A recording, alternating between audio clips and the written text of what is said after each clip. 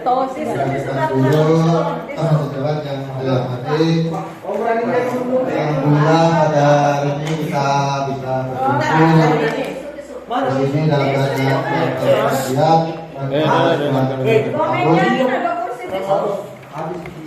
Mohon izin saya berdiri ya Bapak Ibu. Pemahaman aja tentang kita ini sebagai guru, perannya sama ya Bapak Ibu dengan guru-guru yang lain, guru kelas, guru agama, masih guru bidang studi yang lain. Peran kita itu sama, ya. Kewajiban kita juga sama, tugas kita juga sama, kita juga punya hak yang sama, punya hak gaji, sertifikasi, sudah berapa. Tentunya kewajiban juga sama sebagai pendidik. Kita punya peran juga terhadap murid kita, bagaimana kita menanamkan sifat positif pada murid kita, budaya positif yang ada di sekolah. Saya kira Bapak Ibu sudah melaksanakan semua di sekolah.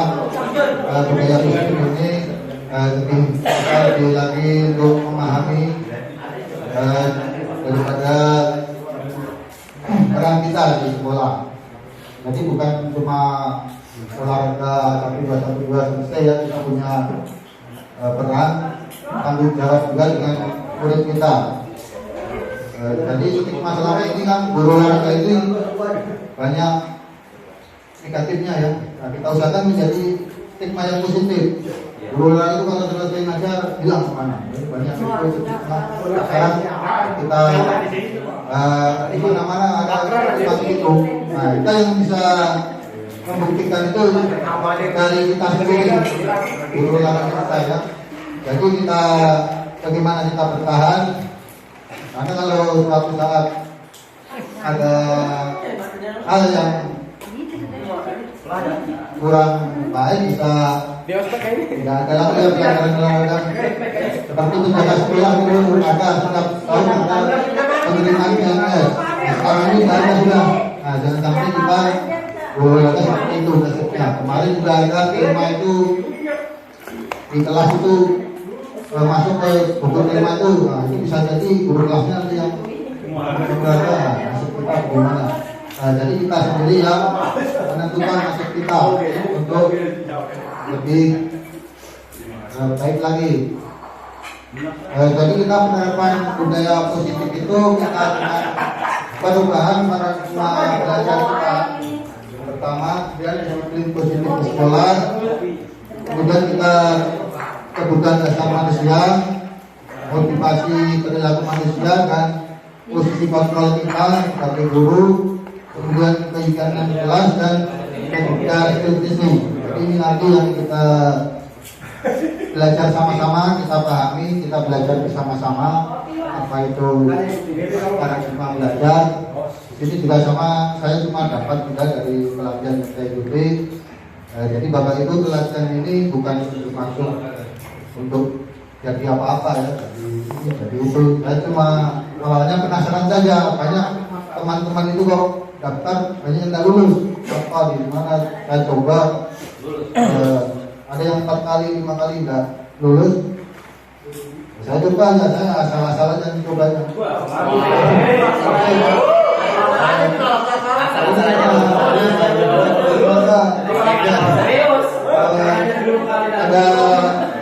Ada komisi saya itu saya isi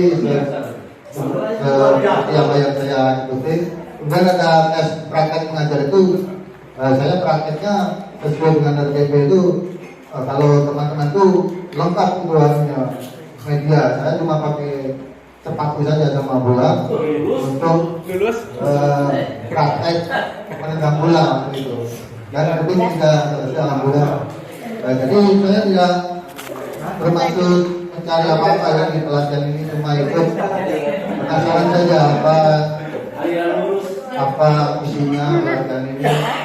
Kemudian selain itu juga untuk mengembangkan diri kita ya, karena kita sekarang ditutup sertifikat itu diupload sana upload sini. Kalau kita ada usaha untuk mengembangkan kalau olahraga mungkin disuruh lari sudah tepat ya, bukan mengukur namanya. Kalau olahraga barisan terapi disuruh lari keliling itu bukan mengukur namanya ya. Tapi kalau misalnya dia disuruh dijemur hormat bendera, nah dijemur hormat bendera, nah itu mengukur. Kemudian membuat rasa bersalah. Jadi anak tersebut merasa bersalah atas perbuatannya, ya, dia merasa bersalah. Jadi guru membuat anak itu merasa bersalah. Misalnya kamu kok gitu, kamu gak kasihan dengan guru, dimarahin kelas sekolah. Nah itu dia akan merasa bersalah.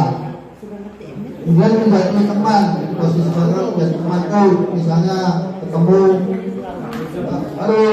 malam, nah itu kita jadi sama murid seperti itu seperti teman ya. Akrab ya, seperti teman. Dan teman tuh duduk melihatin sana sini, pojokan, melihatin muridnya berapa kali dia terlambat, nah dilihatin hitung, itu teman tuh. Yang kelima posisi manajer. Nah ini manajer ini posisi yang paling tepat ya, manajer sebagai pemimpin pembelajaran, manajer.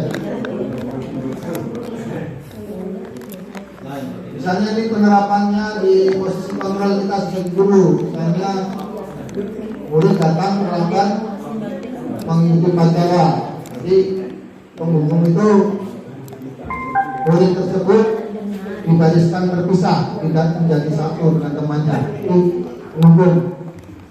Kalau membuat rasa bersalah misalnya berapa kali Bapak bilang, nah dia merasa bersalah anak tersebut. Dan kalau sebagai posisi kontrol sebagai teman, misalnya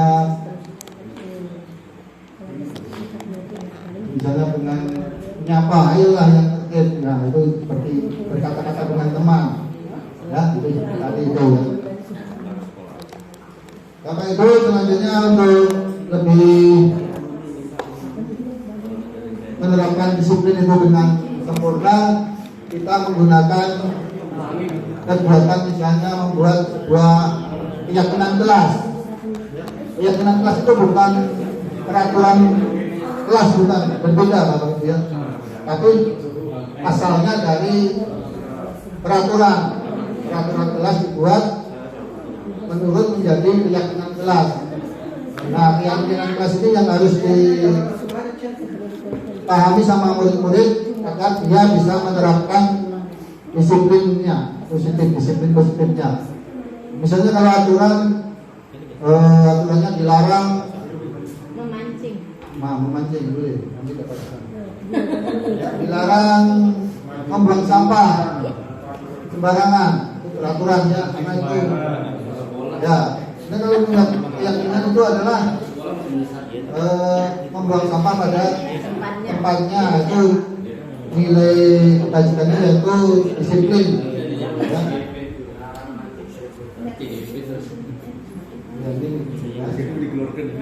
Ya, manfaat dari keyakinan kelas itu menumbuhkan keterlibatan murid tadi, karena memahami bahwa keyakinan kelas itu bisa dipahami dan bisa dilaksanakan, sehingga akan menimbulkan murid-murid yang disiplin. Ya, disiplin karena dia punya keyakinan sendiri bahwa apa yang dilakukan akan melanggar keyakinan kelasnya lalu melakukan suatu kesalahan. Jadi dengan membuat keyakinan kelas, dia akan merasa perlu keyakinan itu ya. Jadi tidak akan melanggar peraturan, tidak akan membuat kesalahan ya. Jadi itu manfaat keyakinan kelas. Jadi dalam prosesnya kita menggali pendapat dari murid-murid ya, dari apa saja yang akan dijadikan sebuah keyakinan kelas. Nah, misalnya kalau kita di lapangan itu misalnya kalau tidak peraturannya dulu, misalnya kalau kamu tidak bisa rapi, kita tidak olahraga, kita belajar di kelas. Nah, jadi anak-anak akan rapi sendiri kelasnya. Kalau kamu kelahi, kita tidak olahraga. kita kelas saja, dia akan patuh dengan itu. Nah, kemudian dipahamkan bahwa keyakinan kelasnya itu adalah harus disiplin, harus sportif ketika berolahraga di lapangan. Nah, itu kita tanamkan sehingga kita berolahraga tidak akan membuat masalah, berkelahi atau lari sana sini, tidak bisa diatur. Nah, kalau ada keyakinan kelas, dia akan memahami dengan dirinya sendiri sehingga bisa mengikuti pelajaran dengan baik. Ya, jangan sampai melanggar keyakinan yang ada. Kalau melanggar nanti konsekuensinya kita berolahraga pasti pada nggak mau itu, pasti pada ingin olahraga. Ya. Karena kalau pasti kebanyakan anak-anak kita itu pada protes, pasti tingginya di lapangan. Nah, dengan adanya keyakinan ini tidak akan ada yang melanggar, tidak ada kelahi, tidak ada tidak bisa diatur, jadi bisa mengikuti pelajaran dengan tertib. Nah, itu ya begitu pentingnya keyakinan kelas, jadi bisa mendisiplinkan peserta didik agar kita bisa melaksanakan pembelajaran dengan tertib. Ya, jadi keyakinan kelas yang kalau saya ini biasanya saya pertama menghormati guru, itu wajib semua siswa yang menghormati guru. Kemudian disiplin, sportif, ketika berolahraga harus disiplin, tidak boleh marah, tidak boleh berkelahi, ya. Kemudian mengikuti pelajaran dengan tertib, ya, mengikuti pelajaran dengan tertib, ya, dari awal sampai terakhir diikuti pelajarannya, ya. Kemudian yang keempat, menghargai dan rukun dengan teman. Kadang-kadang kalau olahraga itu kalah, marah,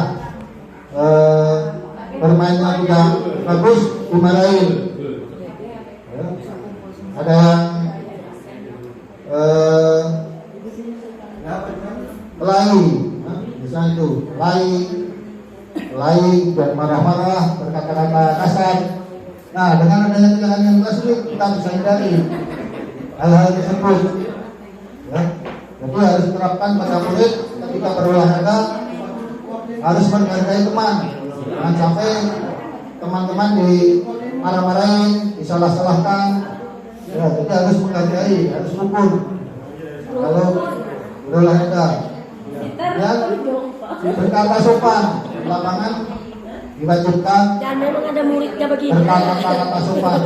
Ya, jadi kalau ada kata-kata yang kasar, kata yang tidak baik, nah itu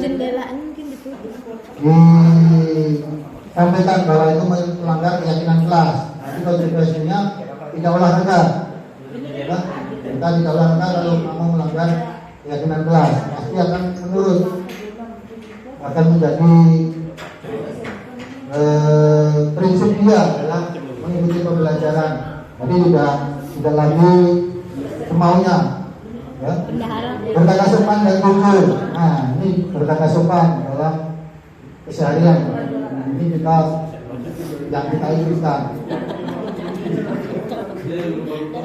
Dalam penggunaan keyakinan kelas, ya, dalam penggunaannya itu yang pertama itu sedikit dan mudah diingat, ya. Kemudian sesuai dengan kondisi kelas, dia dibentuk dalam bentuk yang positif. Jadi kata-kata itu yang positif, kata-kata yang membangkitkan keinginan anak-anak tersebut untuk disiplin. Kemudian semua warga kelas, semua warga sekolah itu juga dilibatkan dalam arti mematuhi apa yang menjadi keyakinannya. Jadi memberi contoh, ya, beri contoh pada seluruh muridnya, seluruh guru sekolah memberi contoh kepada muridnya. Jadi kalau gurunya ada bakat, gimana dia kasih contoh. Kemudian yang kita pahami lagi yaitu segitiga restitusi. Segitiga restitusi adalah penyelesaian masalah murid yang dilakukan dengan memahamkan kepada murid untuk menyadari kesalahannya, itu dengan segitiga restitusi. Jadi yang langkah pertama yaitu menyesuaikan identitas. Jadi misalnya anak tersebut membuat kesalahan, kita kasih tahu dulu bahwa kita turunkan dulu apa yang menjadi emosinya. Biasanya kalau anak-anak itu membuat suatu kesalahan, dia emosinya itu belum stabil. Misalnya dia berkelahi, masih emosi, kalau langsung kita maaf dulu, jangan kamu langsung kita salah, emosinya akan tambah menjadi.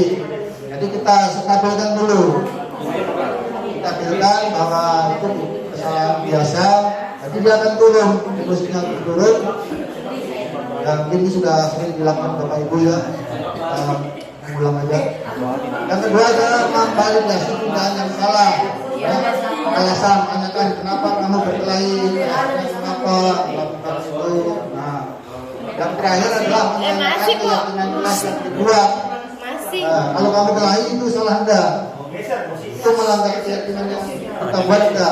Nah, dia akan menyadarinya sendiri dengan dirinya sendiri bahwa kesalahan yang dia berbuat itu melanggar keyakinan kelas, sehingga dia tidak akan mengulangi perbuatannya. Ya. akan buang dia. Ayo kamu lapar, kita aja ngambil nanti. Itu ya Bapak Ibu yang kita sama-sama belajar tentang penerapan kita sebagai guru, peran kita sebagai guru, kita perannya sangat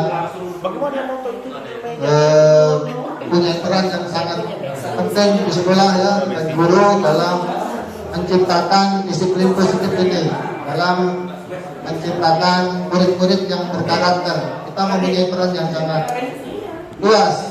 Nah, jadi peran kita ini harus kita laksanakan ya, dengan kita diacuh dengan murid kita. Kita punya kewajiban menuntun, kemudian mendisiplinkan, mendidik, dan kewajiban kita. Ya.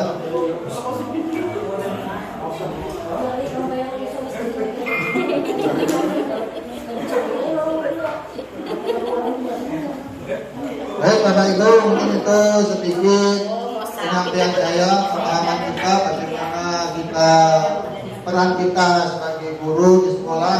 Kita sama-sama belajar, kita sama-sama berusaha menjadi guru yang diinginkan oleh pemerintah dan guru yang diinginkan oleh siswa untuk membuat siswa kita itu menjadi pribadi-pribadi yang baik, berhasil mencapai kebahagiaannya. Amin.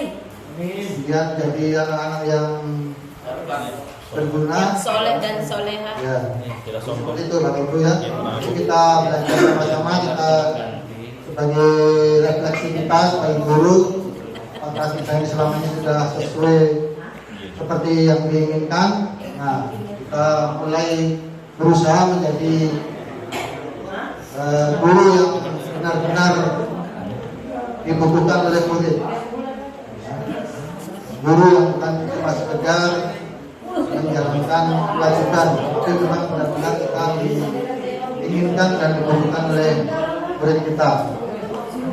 Bapak Ibu guru, mungkin ada yang mau berbagi pengalaman, silakan, misalnya dalam menangani suatu kasus. Ya, biasanya Pak Ahmad itu sudah sangat sesuai itu Pak Ahmad itu dalam menangani kasus, posisinya sebagai manajer. Pak Ahmad. Ya, Pak Ahmad ini posisinya manajer, ya, menangani kasus supaya udah pas. Ya. Mungkin cerita bagaimana cara menangani kasus. Ada kasus bisa Bisa saya berbagi pengalamannya Pak Ahmad.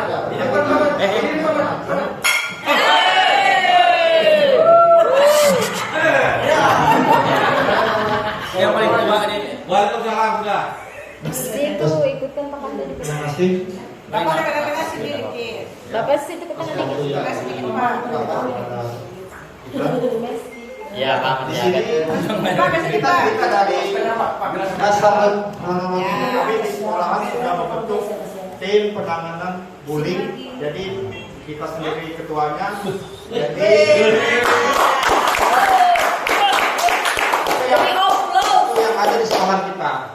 Orang dalam. Nah, setelah itu kita melibatkan komite 2 orang, jujur dari kepolisian 2 orang. Jadi seandainya ada hal-hal yang tidak diinginkan, kita tidak mampu kerana yang lebih tinggi, jadi ada teman-teman yang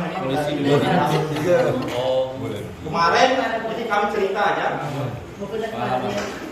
Di sekolah kami telah terjadi bullying, bahasa tapi di mana semua sekolah itu pasti ada ya.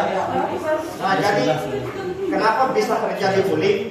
Ini kita lihat latar belakang anak yang dibullying dan yang membullying.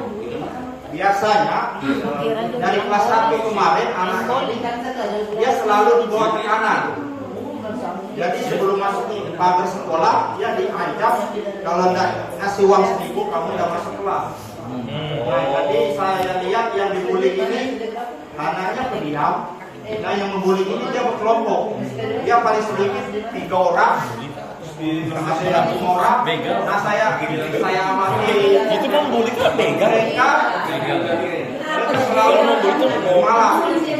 Nah, biasanya kalau membuli anak yang dibully tidak ngasih, biasanya terjadi ya, maaf ya, dia angkat, Diancam.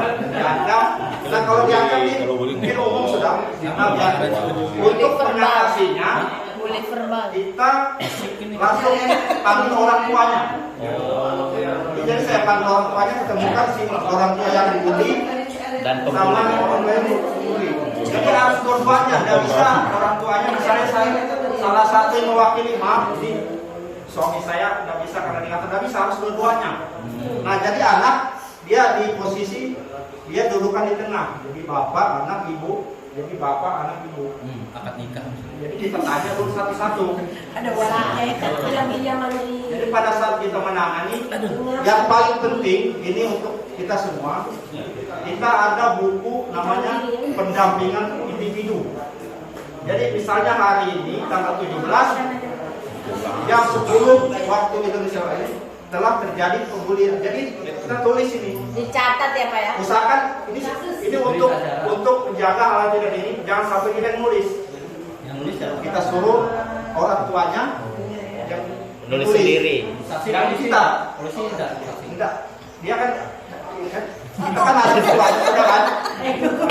Minta loh gara-gara kamu nih. Jadi setelah ditulis. Nah, jadi disaksikan, nah itu disaksikan. Jadi pihak sekolah kita sudah memfasilitasi, menengahi apabila ini terjadi pembelian lagi, yang ini siap anaknya dipindah dulu, pindah kelas. Yang ini dipisah, misalnya dia 1A, yang ini dipisah harus ke 1B. Kita lihat perkembangannya seminggu. Kalau sudah tidak ada lagi, berarti ibaratnya permasalahan satu sudah bisa. Cuma kalau bisa, kemarin kejadian ini sampai dinas sudah kan kami handle dulu. Ini orang tua yang bully, ini yang dibully ini maaf ya, bukan saya merendahkan pekerjaan. Itu dia kerjanya di pondok orang tuanya. Tahu kan, pondok kan bawa muat kan. Itu yang satunya ini dia ibu rumah tangga yang notabene-nya mungkin masalah kehidupan yang bisa bisa diatasi, tapi kalau yang di sini kan belum bisa.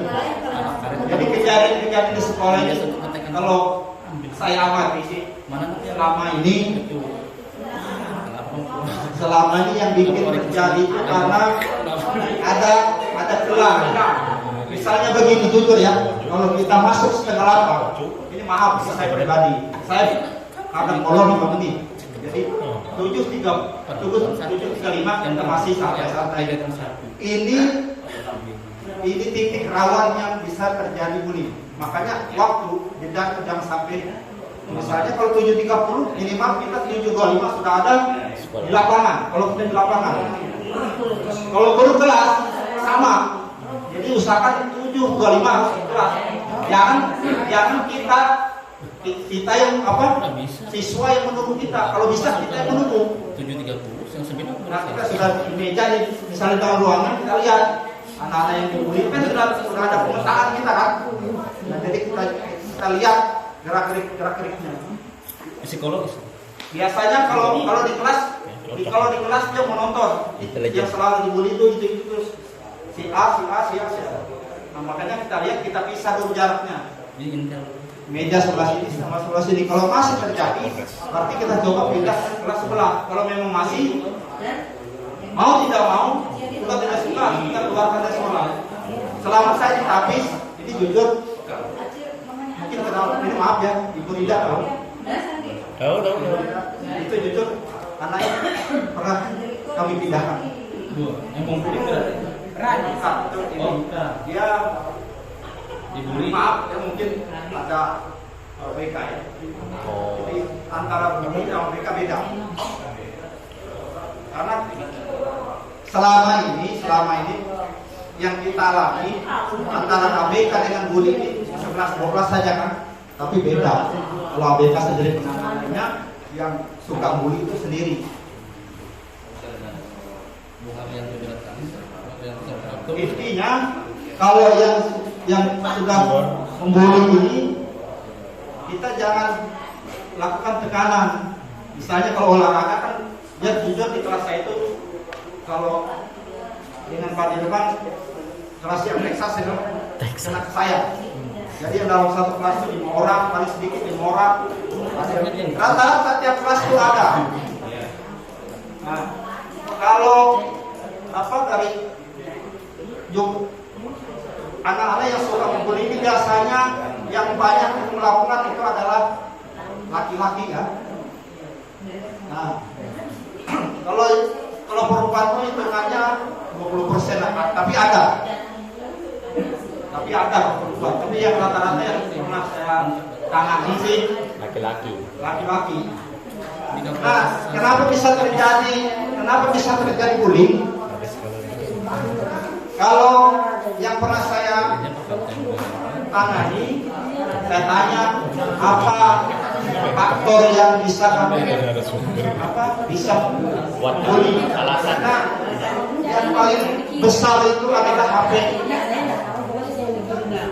Makanya jujur di sekolah kami tidak diperkenankan bawa HP. Jadi kalau boleh bawa HP dengan ketentuan harus diserahkan ke wali kelas. Setelah jam 12 pulang, ini dikasihkan lagi. Apabila kalau menelpon harus di hadapan kita dia nelpon. Pak, Bu, jemput. Jangan dibiarkan dia main HP sendiri. Jangan. Karena jujur HP kurang lebih 50% penyebabnya. Karena banyak nonton Korea. Karena ibaratnya sudah disusupi, dimasuki. Maaf ya, hal-hal yang sudah dikasih lagi dikasihkan. Data itu loh, warna merah itu nanti kalau digabung dengan warna ini, dengan ini bisa menjadikan pelangi kan tidak ada. Bagaimana caranya biar kau bisa kenal ini? Itu aja. Barangkali ada yang perlu tanya, kita share aja ya. Seri. Bukan seri. Ya maklum lah karena bahasa orang yang berubah. Singkat aja dia. Karena Tanya Bang. Pelaku bully. saya bikin ke depan angka pencarian kita aja ya. Untuk di KKG itu kita ada membentuk humas untuk pendampingan individu anak-anak masuk sekolah. Jadi misalnya saya ada masalah, saya share dengan teman, saya kok nggak bisa atasi apa. barangkali teman si A, si B, si C bisa. Tuh. Ini jujur, ini sekolah saya pernah guru itu dibawakan parang pernah, dibawakan pisau pernah. Cuma kita bagaimana caranya biar bisa ibaratnya kalau bisa anak-anak itu sekolah jangan terbebani itu dulu, ya. Karena kalau anak-anak sudah terbebani, langkahnya untuk belajar itu berat.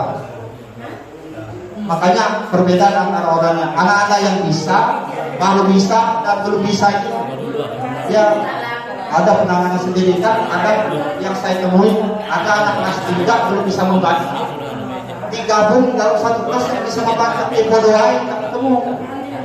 Makanya setelah pulang sekolah, kami ada di sana pulang sekolah balik kelas, ada 2 anak misalnya dalam satu kelas tidak bisa membaca, dia nanti kita pulang dulu. Yang khusus Pak ya? Ya, dia khusus, dia berada di posisi pojok baca. Pojok baca. Jadi ditanya, kau udah bisa apa nak? Yang saya udah bisa PP Pak. Nah sekarang begini, masalah seandainya orang tuanya marah ya. Sekarang kita berbagi aja, siapa sih mau anak kita yang di sebenarnya selama ini peluang yang di atas tidak ada sosialisasi, tidak ada pemahaman begini loh bentuk anak karakter anak kita ini kan. Mungkin itu aja, kalau memang ada kurang berkenan, mohon maaf ya. Ibaratnya ini pengalaman saya, mudah-mudahan nanti teman-teman bisa memberikan solusi begini loh Pak. Terima kasih anak-anak yang berkebutuhan khusus, yang kulit. Mungkin sekian dulu. Mohon maaf. Assalamualaikum warahmatullahi wabarakatuh. Waalaikumsalam warahmatullahi wabarakatuh. Terima kasih pada Pak Ahmad yang telah berbagi. Jadi kita bisa belajar dari pengalamannya Pak Ahmad. Di sini Pak Ahmad juga menerapkan PB3 Resputis tadi ya, posisi kontrol beliau itu sebagai manajer dalam menyelesaikan permasalahan bullying di sekolahnya. Jadi kita bisa disinilah kita belajar sama-sama. Nah, terima kasih sekali kepada Pak Ahmad yang berbagi dengan teman-teman sehingga kita bisa nanti sama-sama belajar menerapkan seperti itu tadi. Baik Bapak Ibu, mungkin demikian penyampaian saya. Kita belajar sama-sama, belajar memahami peran kita sebagai guru di sekolah.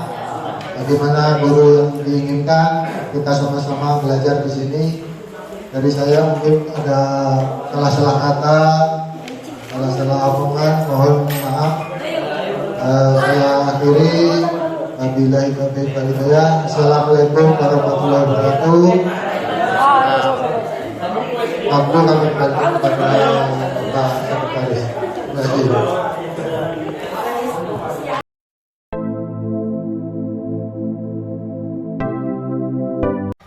Peraturan kelas, ya.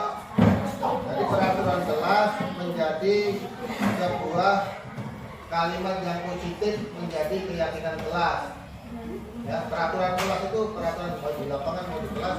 Nanti masing-masing per kelompok menuliskan satu saja, aturan satu peraturan. Nah, misalnya apa, dilarang apa. Terserah kamu masing-masing. Satu kelompok diusahakan jangan sama. Tapi kalau dengan kelompok lain sama nggak apa-apa. Tapi yang satu kelompok ini jangan sama. Ya, jadi masing-masing membuat satu kalimat peraturan. Ya. Paham? Ya. Ini kelompok 1, kelompok 2, kelompok 3, kelompok 4, kelompok 5 ya, kelompok 2. Aja. Bagi satu-satu. Satu. Ya. Ya, 30. Berarti itu kelompok 1.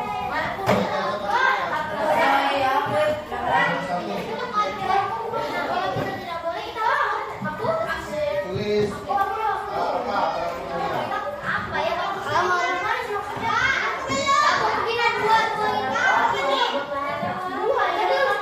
satu aja ya, masih satu orang satu. Ya terserah, yang penting satu kelompok jangan sama. Kamu diskusikan.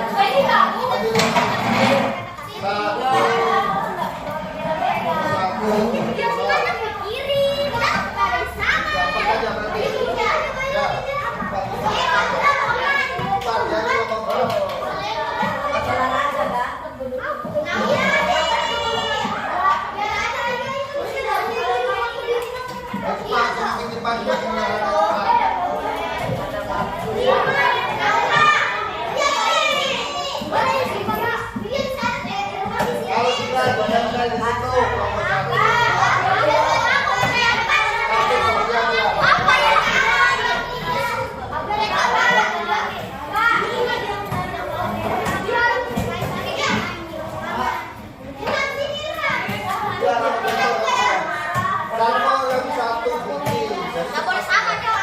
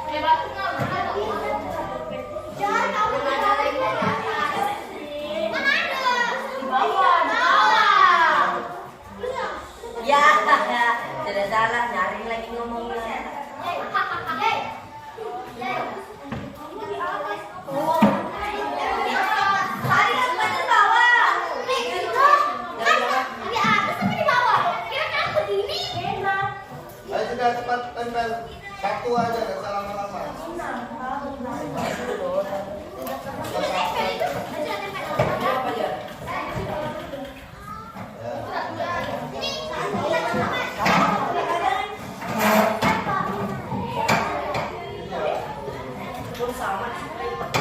Apa sama yang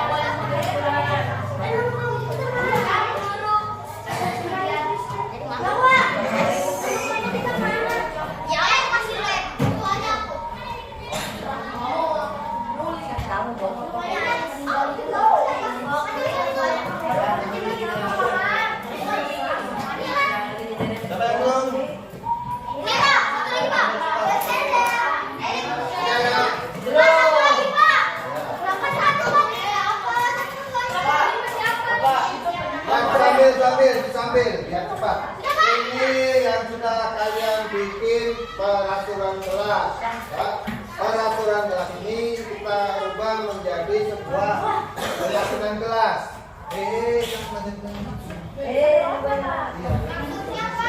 Ya, masih sambil. Biar aja.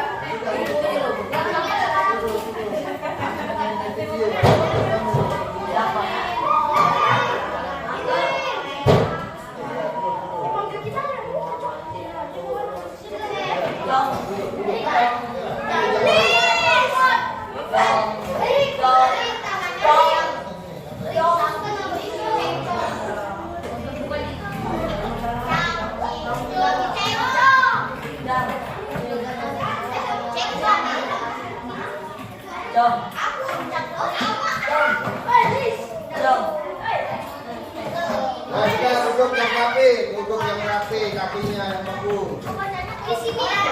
Ya, bukan. Jadi ini peraturan kelas yang sudah kalian bikin. peraturan kelas ini masih dalam bentuk kata-kata yang negatif. Dan kata-kata yang negatif karena dilarang itu kata-kata negatif. Ya. Kita akan membuat sebuah kata-kata yang positif. Ya, kata-katanya menjadi positif. Ya, ini dari kelompok.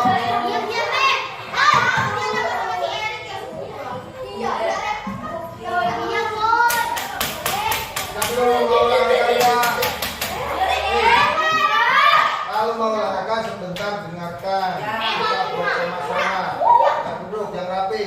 Di video ini ada video. Ya, dari sini. Ya. Jadi ini peraturan kelas ini masih dalam kata-kata negatif karena kata-katanya harus dilarang, tidak boleh. Nah, kita akan membuat sebuah kata-kata yang positif. Ya. Ini dari kelompok 1 kita lihat ada tidak boleh merusak tanaman, menghormati bapak ibu guru, tidak boleh membuang sampah, tidak boleh makan membuat sampah sembarangan. Nah, ini adalah kita membuat menjadi kalimat positif. Tidak boleh merusak tanaman. Berarti apa? Bertanggung jawab. Jadi keyakinan kelasnya adalah bertanggung jawab. Jadi kalian harus mempunyai tanggung jawab.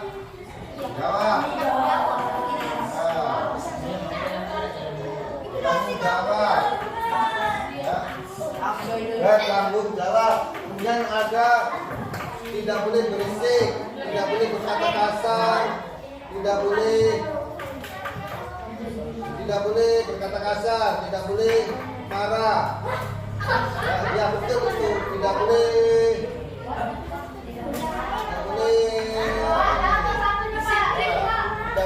berantem.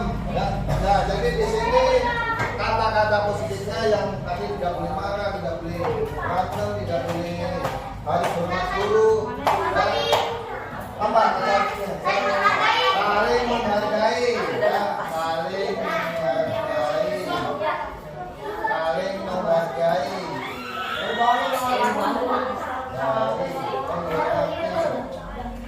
menghormati, menghargai atau menghormati. Oke, ya. Kemudian tadi kita cari lagi disiplin, tidak boleh menjaga kebersihan, tidak boleh main di kelas. Apa yang main di kelas itu? Disiplin, ya, disiplin.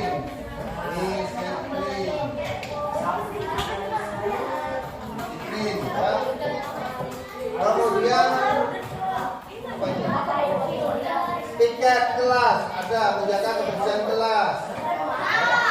Tiket kelas. Ya, berarti apa ini? Kata-kata mandiri, mandiri, ya, mandiri, ya, mandiri.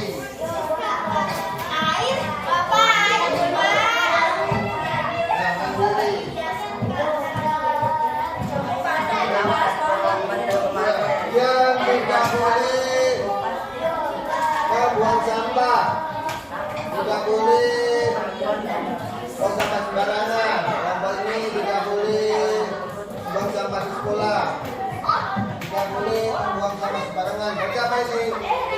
Kata-kata positifnya menjaga kebersihan.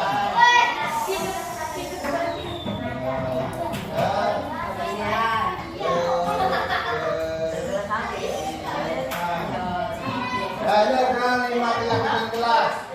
Cukup enggak? Sepakat enggak?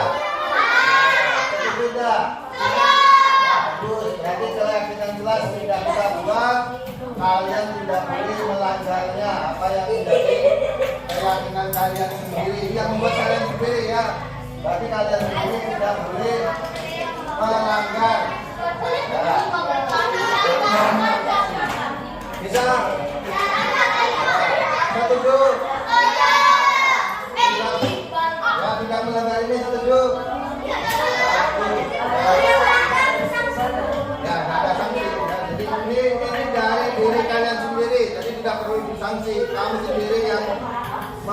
mempunyai keyakinan ini. Tadi kamu sendiri yang mempunyai menerapkannya, ya, tidak perlu ada sanksi. Jangan melanggar keyakinan kelas. Ya, baik. Keyakinan kelas sudah kita buat, berarti bisa kita praktekkan. Nanti kita waktu dikeluarkan di lapangan. Kita